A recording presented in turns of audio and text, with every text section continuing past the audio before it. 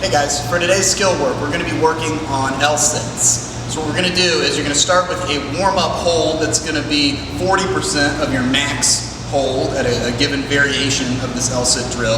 And then you're going to proceed to do 4 rounds at 60% of your max hold, taking about 1 minute rest in between those rounds.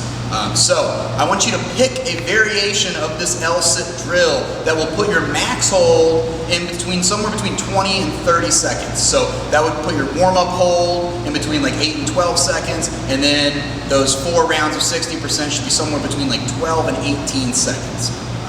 So I'm going to go ahead and show you the variations of this L-sit from the easiest, and we'll build up to the most challenging, and then you can pick whichever one of those is going to put you in that 20 to 30 second range for your max. So we're going to start with the simplest variation, which is going to be a V-sit on the floor with a tight tuck.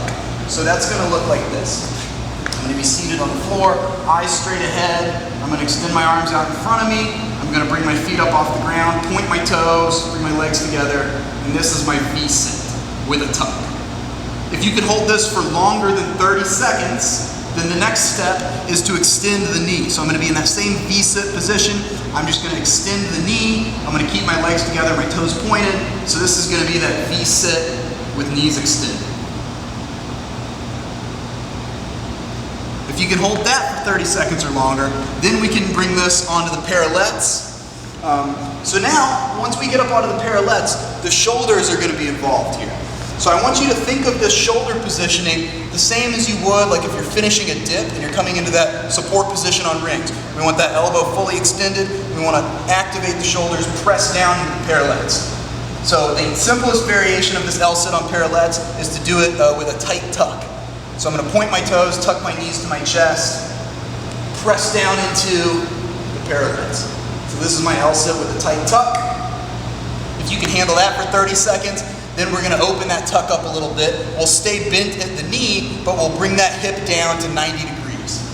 So that's going to look like this. Same active shoulders, locked out at the elbow, good strong support position, with that hip a little bit more open. From there, we can make this a full L-sit, hip at 90 degrees, knees extended. That's going to look like this. Active shoulders in that support position. If you can do that for 30 seconds or longer, then you'll take this up onto the rings.